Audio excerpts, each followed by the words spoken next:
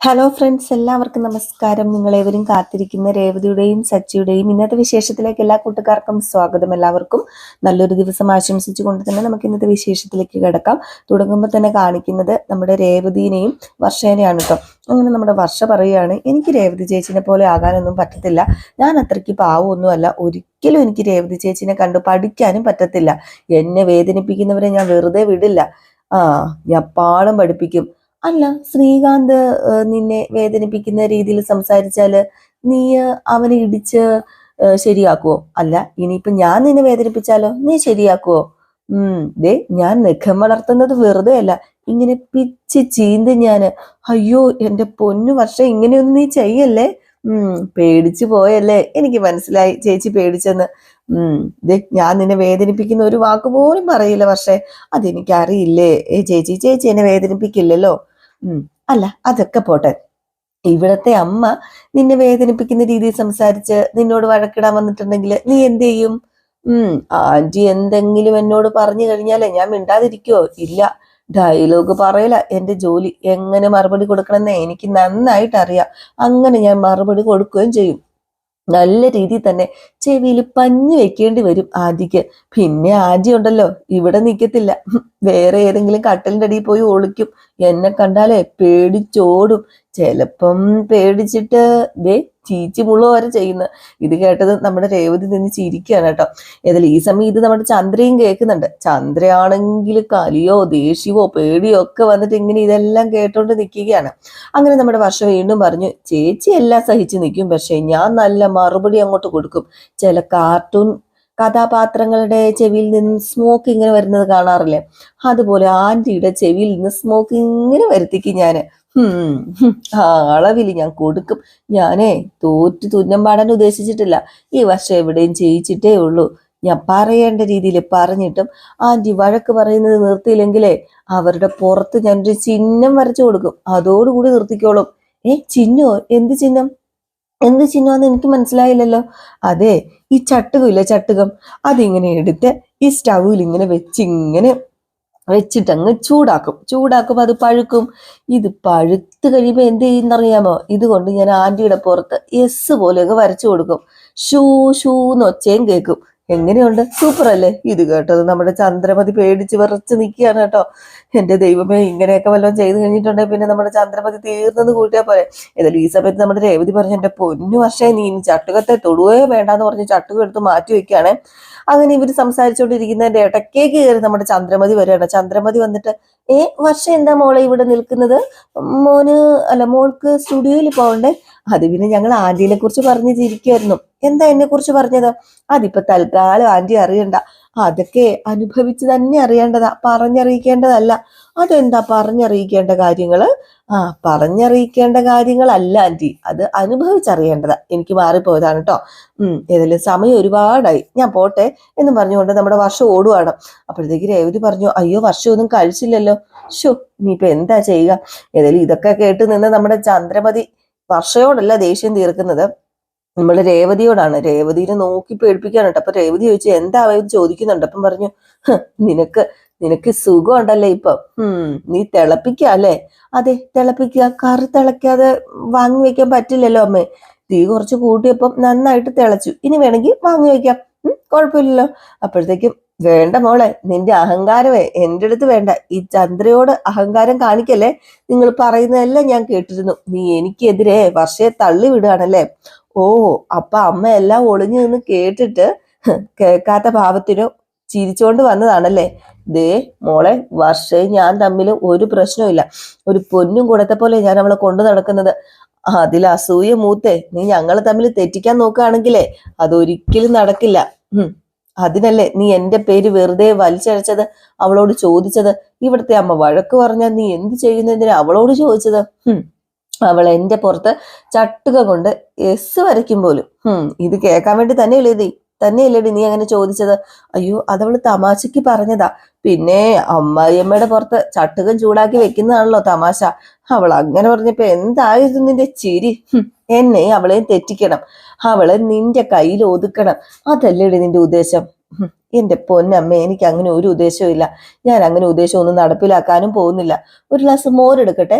എന്താടി, നീ കളിയാക്കണോടി? കളിയാക്കിയതൊന്നും അല്ല അമ്മേ. വേണ്ട, നീ കൂടുതൽ പറയണ്ട. നിന്റെ മനസ്സിലിരിപ്പ് എന്താണെന്ന് എനിക്ക് നന്നായിട്ട് അറിയാം. ഹ അവള് പറഞ്ഞല്ലോ, ചട്ടുകം ചൂടാക്കി എന്റെ പുറത്ത് എസ് വരയ്ക്കുന്ന. നിനക്കങ്ങനെ വരയ്ക്കണമെന്ന് തോന്നുന്നുണ്ടല്ലേ? വരക്കടി, നിനക്കങ്ങനെ തോന്നുന്നുണ്ടോ? നിന്നെ വഴക്ക് പറഞ്ഞാല് നീ ചട്ടുകം ചൂടാക്കി എന്റെ പുറത്ത് വരയ്ക്കോടി. അപ്പോഴത്തേക്ക് നമ്മുടെ രേവതി ചട്ടുകം അങ്ങ് എടുത്തിട്ട് ഇങ്ങനെ തിരിച്ചു മറിച്ചൊക്കെ നോക്കുകയാണ് കേട്ടോ. ചന്ദ്ര പേടിച്ചു വിറച്ച് നിൽക്കുകയാണ്. സത്യം പറഞ്ഞാൽ ചന്ദ്രയ്ക്ക് പേടിയുണ്ട്, ഇനി അതങ്ങാടം വെച്ച് നമ്മുടെ ചന്ദ്രയുടെ പുറത്ത് പഴിപ്പിക്കുമെന്ന്. അപ്പോഴത്തേക്ക് നമ്മുടെ ചന്ദ്ര വെറുതെ, രവിയേട്ടാ എന്താ വിളിച്ചത്, ദാ വരുന്നു എന്നും പറഞ്ഞിട്ട് അവിടെ നിന്ന് ഒരൊറ്റ മുങ്ങാണ് കേട്ടോ. ഇനി അവിടെ നിന്നാ ശരിയാവില്ലെന്നറിയാം. രവീന്ദ്രൻ വിളിച്ചൊന്നുമില്ല, വെറുതെ പോയതാ. രേവതി അങ്ങ് ചിരിയും തുടങ്ങിട്ടോ നമ്മുടെ ചന്ദ്ര പോയപ്പോ. വന്നിട്ട് മനസ്സിലിങ്ങനെ പറയാ, പാവം പേടിച്ചു പോയി, ഇനിയിപ്പൊ ചട്ടുകൊള്ള സ്ഥലത്തേക്ക് അമ്മ വരില്ല എന്നും പറഞ്ഞാൽ നിന്ന് ചിരിക്കുന്നത്. ഏതായാലും ഈ സീൻ കഴിഞ്ഞ് പിന്നെ കാണിക്കുന്ന സീൻ എന്ന് പറഞ്ഞാല് നമ്മുടെ ആന്റണീനെയാണ്. അപ്പൊ ആന്റണീനെ കാണാനായിട്ട് ശ്രുതിയുടെ കൂട്ടുകാരി മീരയും ചെല്ലാണ്. അപ്പം വേറെ ഒന്നിനുമല്ല ചെല്ലുന്നത്, ഒരു ചെറിയ കൊട്ടേഷൻ നമ്മുടെ ആന്റണിയുടെ കയ്യിൽ നിന്ന് ആവശ്യമുണ്ട്. ദാസില്ലേ, നമ്മുടെ ശ്രുതിയുടെ ശത്രു ദാസിനെ ഒഴിവാക്കാൻ വേണ്ടി ഒരു ചെറിയ കൊട്ടേഷൻ. അപ്പൊ അതിനു വേണ്ടിയാണ് നമ്മുടെ ആന്റണിയുടെ അടുത്തേക്ക് ശ്രുതിയും മീരയും കൂടെ ചെല്ലുന്നത്. അങ്ങനെ ഇവര് ചെന്നത് നമ്മുടെ ആന്റണി ചോദിച്ചു, ശ്രുതി കഴിഞ്ഞ മാസത്തെ പലിശ പൈസ തന്നതാണല്ലോ, ഈ മാസത്തേക്ക് തന്നതാണല്ലോ, പിന്നെ എന്തിനാ ഇപ്പൊ ഇങ്ങോട്ടേക്ക് വന്നതെന്ന്. അപ്പോഴത്തേക്ക് നമ്മുടെ ശ്രുതി പറഞ്ഞു, അത് പിന്നെ പലിശ പൈസ തരാനൊന്നും അല്ല ഞാൻ വന്നത്. അല്ല പിന്നെന്താ, ക്യാഷ് വേണോ? ക്യാഷ് വേണമെങ്കിൽ തരാം. എന്റെ ഇടപാടുകളിൽ വിശ്വസിച്ച് ക്യാഷ് തരാൻ പറ്റുന്ന ഒരേ ഒരാളാണ് ശ്രുതി. ദേ ഇവള് വിശ്വസിച്ച് എനിക്ക് കുറച്ച് ക്യാഷ് തരുമോ എന്നിങ്ങനെ മീര ചോദിക്കുകയാണ്. അപ്പൊ ശ്രുതി പറഞ്ഞു, ചുമ്മാതിരിക്കും മീരെ. അതെ ആന്റണി, ഞാൻ ക്യാഷിന് വേണ്ടി ഒന്നും അല്ല വന്നത്. പിന്നെ എന്തിനാ വന്നത്? അത് പിന്നെ ആന്റണി എനിക്കൊരു സഹായം ചെയ്യണം. എന്ത് സഹായം? അത് വേറെ ഒന്നുമല്ല, ഒരാളെന്നെ കുറെ കാലമായിട്ട് ബ്ലാക്ക് മെയിൽ ചെയ്യുക. അദ്ദേഹത്തിന് ടോർച്ചർ എനിക്ക് സഹിക്കാൻ പറ്റണില്ല. അവൻ ഇനി എന്റെ പുറകെ വരരുത് ആന്റണി. അതുകൊണ്ട് ആന്റണീനെ കണ്ട് ഒരു കൊട്ടേഷൻ തരാനാ ഞാൻ വന്നത്. ഞാനൊരു പലിശയ്ക്ക് കൊടുക്കുന്ന പാവം ഒരു പലിശക്കാരൻ അല്ലാതെ ആന്റണി എന്താ ഈ പറയുന്നത്? ആന്റണി എന്താണ് ഏതാന്നൊക്കെ എനിക്ക് നന്നായിട്ട് അറിയാം. അതുകൊണ്ട് തന്നെയാണ് ഞാൻ ഇങ്ങോട്ടേക്ക് വന്നത്. ഈ പ്രദേശത്ത് ആന്റണിയെ പോലെ ഒരാള് വേറെ ഇല്ല. പിന്നെ ആന്റണിയെ കുറിച്ച് കുറേ ഞാൻ കേട്ടിട്ടുണ്ട്. പലിശയ്ക്ക് കാശ് കൊടുത്ത് ഉണ്ടാക്കുന്നതിനേക്കാൾ കൂടുതൽ തല്ലി ഉണ്ടെന്ന് ഞങ്ങൾക്ക് അറിയാം. കൊട്ടേഷൻ അല്ലേ നിങ്ങളുടെ പ്രധാന തൊഴില്. ഇത് കേട്ടണം ആന്റണി ചിരിക്കുകയാണ് കേട്ടോ. അപ്പൊ ആന്റണി പറഞ്ഞു, അപ്പൊ ഞാൻ ഫേമസ് ആണല്ലേ? അപ്പം അവിടെ നിന്ന് ഒരു കൂട്ടുകാരൻ പറഞ്ഞു, പിന്നല്ലാതെ ബോസ് ഫേമസ് അല്ലേ? അപ്പൊ ആന്റണി ചോദിച്ചു, അല്ല ആരാ നിങ്ങൾ ബ്ലാക്ക് മെയിൽ ചെയ്യുന്നത്? അത് ഫോട്ടോ കാണിക്കാന്ന് പറഞ്ഞുകൊണ്ട് നമ്മുടെ ദാസിന്റെ ഫോട്ടോ കാണിക്കാണ് കേട്ടോ. ഫോട്ടോ കണ്ടു കഴിഞ്ഞപ്പോഴത്തേക്കും നമ്മുടെ ആന്റണി പറഞ്ഞു, കണ്ടാലൊരു മാനിനെ പോലെ ഉണ്ടല്ലോ. കണ്ടാ മാനിനൊക്കെ തന്നെയാ, പക്ഷെ കയ്യിലിരിപ്പ് ഭയങ്കര മോശമാ. കുറെ നാളായി ഇയാളിന്റെ പിന്നാലെ തന്നെയുണ്ട്. ടോർച്ചർ സഹിക്കാൻ പറ്റാത്തതുകൊണ്ടാണ് ഞാന് നിങ്ങളെ കാണാൻ വേണ്ടി വന്നത്. അല്ല ഇവന്റെ പേരെന്താ? അതുമല്ല നിന്നെ എന്തിനാ ബ്ലാക്ക്മെയിൽ ചെയ്യുന്നത്? എന്താ വിഷയം? അത് എന്താ വിഷയം എന്ന് ചോദിച്ചാല് എന്ന് പറഞ്ഞിട്ട് മിണ്ടാതിരിക്കാണ് കേട്ടോ. വിഷയം ഒന്നും പറയുന്നില്ല. ഏതായാലും വിഷയം പറയാത്തത് കൊണ്ട് തന്നെ ആന്റണി പിന്നെ ചോദിച്ചില്ല കേട്ടോ. അപ്പം ആന്റണി ചോദിക്കാത്തത് കൊണ്ട് തന്നെ നമ്മുടെ ശ്രുതി പിന്നെ അത് പറഞ്ഞുമില്ല. പക്ഷെ നമ്മുടെ ശ്രുതി പറഞ്ഞു, ഈ ചോദ്യത്തിന്റെ ഉത്തരം കൊടുക്കാത്തത് കൊണ്ടാ പോലീസ് സ്റ്റേഷനിൽ പോകാതെ ഞാൻ നിങ്ങളുടെ അടുത്ത് വന്നത് എന്ന് പറഞ്ഞപ്പോഴത്തേക്കും, നീ എന്റെ കസ്റ്റമർ അല്ലേ, ഒരു പ്രശ്നം വരുമ്പം ഞാൻ നിന്നെ സഹായിക്കണമല്ലോ. അപ്പൊ നീ കാര്യം പറഞ്ഞില്ലെങ്കിലും കുഴപ്പമില്ല, ഞാൻ സഹായിക്കാം. പിന്നെ അവന്റെ ഫോൺ നമ്പർ എന്റെ ഫോണിലേക്ക് ഒന്ന് അയച്ചേരെ. എന്താ വേണ്ടേ? അവനെ അങ്ങ് തീർത്തേക്കട്ടെ. അയ്യോ തീർക്കൊന്നും വേണ്ട കേട്ടോ. വേണ്ട രീതിയിൽ ഒന്ന് കൊടുത്ത് അവനൊന്ന് ഭീഷണിപ്പെടുത്തി അങ്ങ് വിട്ടാൽ മാത്രം മതി. ഇനി എന്റെ പിന്നാലെ അവൻ വരാൻ പാടില്ല, ശല്യം ചെയ്യാൻ പാടില്ല, അത്ര മാത്രമേ ഉള്ളൂ എന്നിങ്ങനെ പറഞ്ഞിട്ട് നമ്പർ നമ്മുടെ ആന്റണിയുടെ ഫോണിലേക്ക് അയച്ചു കൊടുക്കുകയാണ്. അപ്പൊ ആന്റണി ആ നമ്പർ കണ്ടിട്ട്, ഓക്കെ ഞാനിത് സേവ് ചെയ്ത് വെച്ചോളാം. അല്ല പേരെന്താ? നവീൻ ദാസ് എന്ന അദ്ദേഹത്തിന്റെ പേര്. പിന്നെ ഞാനാണ് ഇതിന് പിന്നിലെന്ന് ഒരിക്കലും ആരും അറിയാൻ പാടില്ല, പ്രത്യേകിച്ച് അവൻ ദാസ് അറിയാൻ പാടില്ല. ശ്രദ്ധിക്കണം, ഒരിക്കലും അറിയില്ല. അവന്റെ കാര്യം ഞാൻ ഏറ്റു ശ്രുതി, നീ ധൈര്യമായിട്ട് പൊക്കോളൂ. അല്ല ഇതിനുള്ള ക്യാഷ്? അയ്യോ ക്യാഷ് ഒന്നും വേണ്ട, ഇതൊരു ഹെൽപ്പ് അല്ലേ. ഇനി നിന്നെ അവൻ ബ്ലാക്ക് മെയിൽ ചെയ്യില്ല, നീ പൊക്കോ, അത് ഉറപ്പിച്ചിട്ട് നീ പോയിക്കോ, എന്നെ വിശ്വാസമില്ല നിനക്ക്? ആ താങ്ക്സ് ആന്റണി, എനിക്ക് വിശ്വാസമുണ്ട് എന്ന് പറഞ്ഞ് നമ്മുടെ മീരയും ശ്രുതി അവിടുന്ന് പോവുകയാണ്. അപ്പൊ ക്യാഷ് ഒന്നും മേടിക്കാത്തത് കൊണ്ട് തന്നെ അവിടെ നിന്ന് കൂട്ടുകാരെ ചോദിച്ചു കേട്ടോ, ഇതെന്താ ക്യാഷ് ഒന്നും മേടിക്കാതിരുന്നത്, നല്ലൊരു കൊട്ടേഷൻ അല്ലായിരുന്നോ കിട്ടിയത്, പരമാവധി നമുക്ക് മുതലാക്കത്തില്ലായിരുന്നു എന്ന്. അപ്പോഴത്തേക്ക് ആന്റണി പറഞ്ഞു, ക്യാഷ് ഒന്നും മേടിക്കേണ്ട കാര്യമില്ല, ഇവളെ കൊണ്ട് എനിക്ക് കുറേ ഉപകാരങ്ങളുണ്ട്, ഉപകാരങ്ങൾ മാത്രമല്ല ഇവളെ കൊണ്ട് എനിക്ക് കുറെ കാര്യങ്ങൾ ചെയ്യാനും ഉണ്ട്. ആ സച്ചിയും രേവതിയില്ലേ, ശരത്ത്, സച്ചി, രേവതി, അവരുടെയൊക്കെ റിലേറ്റീവ് ആണ് ഈ സച്ചിയുടെ ചേട്ടൻ കിട്ടിയിരിക്കുന്ന പെണ്ണായി ഇവള്.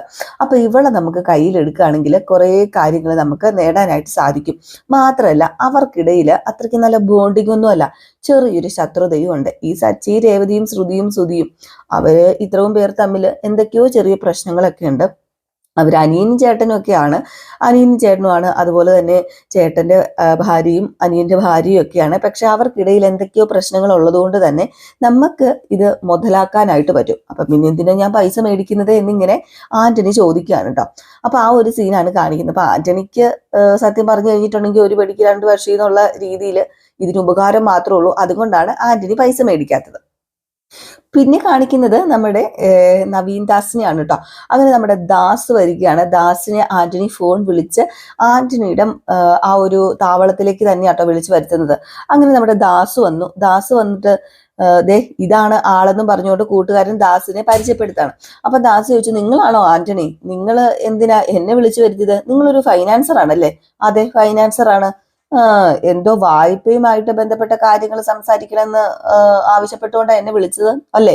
അല്ല, ഞാൻ നിങ്ങളുടെ അടുത്ത് നിന്ന് കടം മേടിച്ചിട്ടൊന്നുമില്ലല്ലോ, പിന്നെ എന്തിനാ നിങ്ങൾക്ക് എന്നോട് സംസാരിക്കേണ്ടത്? എന്താ നിങ്ങൾക്ക് എന്നോട് സംസാരിക്കേണ്ടത്? അതല്ല, ഇനിയിപ്പം വായ്പ തരാനാണ് വിളിച്ചു വരുത്തിയതെങ്കിൽ ഇപ്പൊ ഫിനാൻസർമാരെ ഇങ്ങോട്ടേക്ക് വിളിച്ച് വരുത്തി വായ്പ കൊടുക്കുന്ന കാലമാണല്ലോ. എനിക്കിപ്പോ തൽക്കാലം വായ്പയൊന്നും വേണ്ട. എനിക്ക് ക്യാഷിന് എന്തെങ്കിലും ആവശ്യം വരുമ്പം ഞാന് ഒരാളോട് നേരിട്ട് അങ്ങ് ചെന്ന് ചോദിക്കും, അവരെനിക്ക് ക്യാഷ് തന്നോണ്ടേ ഇരിക്കും. അതുകൊണ്ട് ഇപ്പൊ എനിക്ക് തൽക്കാലം ക്യാഷിന്റെ ആവശ്യമില്ല. ആന്റണി അപ്പൊ അവിടെ നിന്ന് എണീറ്റു കേട്ടോ. ആന്റണി എണീറ്റിട്ട് പറഞ്ഞു, ഞാൻ തരാൻ തന്നെ നിന്നെ വിളിച്ചു വരുത്തിയത്, പക്ഷേ വായ്പയും ക്യാഷൊന്നും അല്ല. അല്ലാതെ പിന്നെ എന്താ? നല്ല ചൂട്ട അടി എന്നും പറഞ്ഞുകൊണ്ട് ചെപ്പക്കുറ്റി നോക്കി ഒരൊറ്റ അടി കൊടുത്തപ്പോഴത്തേക്ക് തന്നെ നമ്മുടെ ദാസിന്റെ കിളി പകുതി പറന്നു. ഏതായാലും ദാസ് ചോദിച്ചു, താൻ എന്ത് പരിപാടിയാണോ കാണിച്ചത്? വിളിച്ചു വരുത്തിയിട്ട് തല്ലുന്നോ? നിങ്ങൾ എന്തിനാ എന്നെ അടിച്ചത്? എനിക്കിപ്പോ അറിയണം. നീ ആരാടാ, റൗഡിയോ? ഞാൻ റൗഡിയൊന്നും അല്ല. നിങ്ങൾ എന്തിനാ എന്നെ വിളിച്ചു വരുത്തിയത്? അത് പറ. ഞാനൊരു നല്ല പേഴ്സൺ തന്നെയാ. തനിക്ക് ആള് മാറിയെന്നാ തോന്നുന്നത്. ഞാൻ അടിക്കും അഴക്കിനും ഒന്നും പോകാറില്ല. നീയേ ബ്ലാക്ക് മെയിൽ ചെയ്യുമല്ലേടാ? നീ ബ്ലാക്ക് മെയിൽ ചെയ്യും, നിന്നെ ശരിയാക്കുന്നുണ്ടാന്ന് പറഞ്ഞുകൊണ്ട് നമ്മുടെ ആന്റണി പിടിച്ച് നിർത്തിയിട്ട് അവിടെയും ഇവിടെയും ഒക്കെ ഇട്ട് അടിക്കുകയാണ്. അപ്പോഴത്തേക്കും ദാസു പറഞ്ഞു, എന്റെ അണ്ണനെ ഞാൻ ആദ്യമായിട്ടാ കാണുന്നത്. അണ്ണനെ ഞാൻ എപ്പോഴാ ബ്ലാക്ക് മെയിൽ ചെയ്തത്? എടോ, താൻ ആരാണെന്ന് എനിക്ക് അറിയില്ലടാ. അപ്പോഴത്തേക്ക് നമ്മുടെ ആന്റണി പറഞ്ഞു, ഞാൻ ആരാണെന്ന് ഇപ്പൊ നീ അറിയുന്നു പറഞ്ഞു വീണ്ടും നമ്മുടെ ആന്റണിയെ അടിച്ച് പരിപ്പിളക്കാണ്. ഈ സമയത്ത് നമ്മുടെ ആന്റണി അവിടെ നിന്ന് വഴുതി ഓടുകയാണ് കേട്ടോ. ആന്റണി അല്ല, സോറി, നമ്മുടെ ദാസ് അവിടെ നിന്ന് വഴുതി ഓടുകയാണ്. ആന്റണി ദാസിനെ ആട്ടോ ഇടിച്ച് പരിപ്പിളക്കിയതേ. അങ്ങനെ നമ്മുടെ ദാസ് കൊണ്ടുവന്ന വണ്ടിയും കൊണ്ട് എങ്ങനെയൊക്കെയോ ഓടി അവിടെ നിന്ന് ബൈക്ക് സ്റ്റാർട്ടാക്കിയിട്ട് രക്ഷപ്പെട്ടു പോവുക. ഈ വെപ്രാളപ്പെട്ട് ഓടുന്ന സമയത്ത് ആന്റണി ഒരു സ്ത്രീയെ തട്ടിമറിച്ചിട്ടിട്ടാട്ടോ പോകുന്നത്. ഒരു സ്ത്രീ എന്ന് പറഞ്ഞ പ്രായമായ ഒരു സ്ത്രീയാണ് കേട്ടോ. അപ്പൊ സ്ത്രീ തട്ടിമറിച്ചിട്ടിട്ടാണ് ഈ ദാസ് പോകുന്നത്. അപ്പൊ ദാസ് അങ്ങനെ ബൈക്ക് എടുത്തോണ്ട് പോയി ആ സ്ത്രീയെ തട്ടിമറിച്ചിട്ടു. അപ്പൊ ആ സ്ത്രീ കിടന്ന് കാറുക. അപ്പൊ അതിലെ നമ്മുടെ സച്ചിയുടെ കൂട്ടുകാരനും വന്നാണ് ആ സ്ത്രീയെ അവിടെ നിന്ന് രക്ഷിക്കുന്നത്. അങ്ങനെ ആ സ്ത്രീയോട് ചോദിക്കുക, എന്ത് പറ്റിയെന്ന് ചോദിച്ചപ്പോ, ഇപ്പൊ ഒരു വണ്ടി പോയതാ മോനെ, എന്നെ തട്ടിയിട്ടിട്ടാ പോയതെന്ന് ഇങ്ങനെ പറയുക. നമ്മുടെ സച്ചി ഇത് സഹിക്കുമോ? സച്ചിക്ക് ദേഷ്യം വന്നിട്ട് സച്ചി എന്ത് ചെയ്തു? സച്ചി ബൈക്ക് എടുത്തിട്ട് നേരെ വിട്ടടിച്ചു പോവുകയാണ് ആരാ തട്ടിമറിച്ചതെന്ന് അറിയാനായിട്ട്. അങ്ങനെ നമ്മുടെ സച്ചി ബൈക്ക് എടുത്ത് സ്പീഡിൽ, എടാ നീ ഇവിടെ നിൽക്കടാന്ന് പറഞ്ഞുകൊണ്ടാണ് മറ്റേ കൂട്ടുകാരനെ അവിടെ നിർത്തിയിട്ട് നമ്മുടെ സച്ചി ദാസിന്റെ പുറകെ പോകുന്നത്. അങ്ങനെ ദാസിന്റെ പുറകെ പോയി ദാസിനെ പിടിക്കാണ്. ദാസിനെ പിടിച്ച് 2 പെട കൊടുക്കാണ് കേട്ടോ. താൻ എന്താടോ ഈ കാണിക്കുന്നത്? താൻ എന്തിനാടോ ആ സ്ത്രീയെ തട്ടിമറിച്ചിട്ടിട്ട് മൈൻഡ് ചെയ്യാതെ പോയത്? ഒരു പാവം ഒരു സ്ത്രീ അല്ലേ, നിങ്ങൾ എന്ത് പണിയാ കാണിക്കുന്നത് എന്നൊക്കെ ചോദിച്ചുകൊണ്ട് നമ്മുടെ സച്ചി ഇങ്ങനെ ചോദ്യം ചെയ്യുന്നതിന്റെ ഇടയിൽ നമ്മുടെ സച്ചി നല്ലത് കൊടുക്കുന്നുണ്ട് കേട്ടോ. അപ്പൊ അതിന്റെ ഇടയിൽ പോലീസ് വരികയാണ്. അപ്പൊ പോലീസ് ആ ഒരു സ്പോട്ടിൽ ആരോ പോലീസിനെ വിളിച്ചറിയിച്ചത് കൊണ്ട് തന്നെ ആ ഒരു സമയത്ത് പോലീസ് എത്തിയപ്പോഴത്തേക്കും സച്ചി ഇയാളിട്ട് പെരുമാറിക്കൊണ്ടിരിക്കുക ദാസിനായിട്ട്. അപ്പം നമ്മുടെ സച്ചി പറഞ്ഞു, ഇതേ ഇയാളെ ഇപ്പൊ ഒരു സ്ത്രീ അവിടെ വണ്ടി ഇടിപ്പിച്ച് ഇട്ടിട്ട് വന്നതാണെന്ന് ഇങ്ങനെ പറഞ്ഞു. അപ്പൊ ഇത് കേട്ട് കഴിഞ്ഞപ്പോഴത്തേക്കും പോലീസുകാരും പറഞ്ഞു, ഞങ്ങൾ ആ ഒരു ഇൻഫർമേഷൻ കിട്ടിയിട്ട് വന്നതാണെന്നും പറഞ്ഞുകൊണ്ട് നമ്മുടെ ദാസിനെ പോലീസുകാർ പിടിച്ചോണ്ട് പോവുകയാണ്. അപ്പൊ ഈ ഒരു സീന് ആന്റണിയുടെ കൂട്ടുകാരും ആന്റണിയൊക്കെ മറിഞ്ഞു നിന്ന് കാണുന്നത് ഫോണിൽ പിടിച്ചിട്ട് ഇത് നമ്മുടെ ശ്രുതിക്ക് അയച്ചും കൊടുക്കുന്നുണ്ട്. എന്നിട്ട് പറയുകയാണ്, ഇനി അവന്റെ കാര്യം ഓർത്ത് പേടിക്കൊന്നും വേണ്ട, അവനിപ്പോ പോലീസ് കസ്റ്റഡിയിലാണ്, ഇനിയിപ്പോ അവൻ നേരെ റിമാൻഡിന് ജയിലിൽ പോകും, പിന്നെ അവന് കേസും ബൊക്കാണോ ഒക്കെ ആയിട്ട് നടക്കുകയുള്ളൂ, ഇനി ഒരിക്കലും ശ്രുതിനെ ശല്യം ചെയ്യാൻ പോകുന്നില്ല എന്ന് പറഞ്ഞ് മെസ്സേജും അയക്കുന്നുണ്ട് കേട്ടോ. ഏതായാലും നമ്മുടെ ശ്രുതി രക്ഷപ്പെട്ടെന്ന് പറഞ്ഞിരിക്കുകയാണ്. പക്ഷെ ശ്രുതി ഇപ്പൊ തൽക്കാലം രക്ഷപ്പെട്ടത് വേറെ എങ്ങനെയല്ല, നമ്മുടെ സച്ചി കാരണം തന്നെയാണ്. അപ്പൊ സച്ചി സത്യം പറഞ്ഞിട്ടുണ്ട് ശ്രുതിയുടെ പല കാര്യങ്ങൾക്കും ഒരു സഹായം, മറഞ്ഞു നിന്നൊരു സഹായം ചെയ്യുന്നുണ്ടല്ലോ. സച്ചി പോലും അറിയാതെയാന്ന് തോന്നുന്നു സച്ചി ശ്രുതിയുടെ ചില കാര്യങ്ങൾക്കൊക്കെ സഹായം ചെയ്യുന്നത്. കാരണം സച്ചി അറിയുന്നില്ല, ശ്രുതി അറിയുന്നില്ല, പക്ഷെ അത് എന്താ പറയുക, ശ്രുതിക്ക് അതൊരു സഹായമായി മാറുകയാണ്. അപ്പൊ ഏകദേശം ഈ ഒരു സീനൊക്കെ കാണിച്ചിട്ടാട്ടോ ഇന്നത്തെ വിശേഷം അവസാനിക്കുന്നത്. അപ്പൊ എല്ലാവരും കാത്തിരിക്കുക അടുത്ത വിശേഷത്തിനായിട്ട്. 2 ദിവസം നമുക്ക് വീഡിയോ ഇല്ലായിരുന്നു. നമുക്ക് 2 ദിവസം വീഡിയോ ഇല്ലാതിരുന്നത് നമുക്ക് കഥയില്ലായിരുന്നു. അതുകൊണ്ടാണ് നമ്മൾ 2 ദിവസം വീഡിയോ ഇടാതിരുന്നത് കേട്ടോ. ഓണമൊക്കെ ആയതുകൊണ്ട് ഉത്രാടത്തിന്റെ അന്നും ഓണത്തിന്റെ അന്നും നമുക്ക് കഥയില്ലായിരുന്നേ. അപ്പൊ ഇനി മുതൽ അങ്ങോട്ട് നമുക്ക് റെഗുലറായിട്ട് കഥയുണ്ട്. നമ്മൾ റെഗുലറായിട്ട് തന്നെ കഥ ഇടുന്നതുമായിരിക്കും. അപ്പൊ എല്ലാവരുടെയും സപ്പോർട്ട് നമുക്ക് ആവശ്യമാണ്. അപ്പൊ എല്ലാവരും സപ്പോർട്ട് ചെയ്യുക, ലൈക്ക് ചെയ്യുക, അതുപോലെ തന്നെ ആദ്യമായിട്ട് ആരെങ്കിലും കാണുന്നുണ്ടെങ്കിൽ സബ്സ്ക്രൈബ് ചെയ്യുക. അപ്പം അടുത്ത വീഡിയോ നമ്മുടെ നയനയുടെയും ആദർശിന്റെയും കഥയാണ്. അതുമായിട്ട് കാണുന്നവരെല്ലാവർക്കും ടാറ്റാ ബൈ ബൈ.